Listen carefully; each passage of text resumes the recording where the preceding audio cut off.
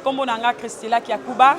nazali mwana ya policier, nazali moto oyo balobaka na lopoto, oyo abanda likanisi ya Asbel telema mwana ya mapinga.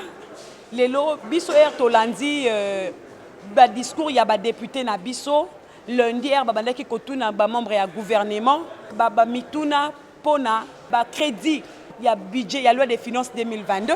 Toyokaki intervention ya honorable vice-président et retena qui vraiment attention à biso. Pour na kati intervention na ya lobike ba diminuer mbongo ba député, mbongo ba ministre, mbongo ya présidence, mbongo ba institution surtout pour que mbongo wana ekotikala ba tiango et matisa salaire ya militaire na ya policier o bazali baboti na biso et sunga pe pona gratuité de l'enseignement. Biso lokola bato bazalaka na matoyi,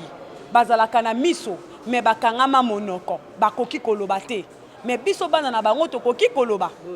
nde toyaki ko soutenir proposition wana parce que ezali ko concerner biso parce que ezali na bénéfice ya baboti na biso ba militaire na ba policier parce que biso bana na bango nde toyebi passe ya 180 000 francs biso basi na bango nde bayebi mobali azonga na 190 000 francs na fin du mois abanda komitu na question na liesa na tangisa na bokola tokokaki kaka ko soutenir proposition na parce que ezali bénéfice na biso to mi mobiliser à travers ba kanyo surtout ya ville à Kinshasa toye ko soutenir proposition wana na débat ou ko sala malelo lokola ba membre du gouvernement bazongi ko pesa ba réponse à notre grande surprise to moni ba ye ko benga biso ke président ya Assemblée nationale alingi ayoka bino nde to kendaki to pesi nanu botondi po nanu bayamba biso te et pas président de l'Assemblée nationale depuis to banda pour réclamer ba droit na biso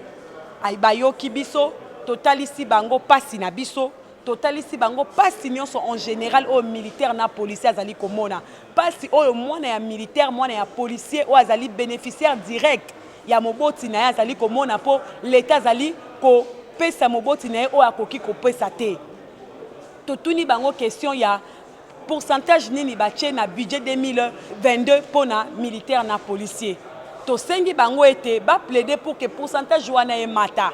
to rappeler bango ke mbongo bango bafutaka baboti na biso ba maman veuve bazwaka 34 000 francs et ça la kaelo côté bango ba promettre biso ke lokola baboti lokola bakondi ke bayoki biso be ezalaki pe na mitema na bango lelo pe biso to yesu ko lobela yango lisusu ba promettre biso ke na loi ya budget oyoyo salaire ekomata ba ko réhabiliter ba école ba camp ba kota la situation ya bana ya ba militaire na ya ba police ba tombaka na ba front de bataille ba kota la makambo wana nyonso tout ba yebisi biso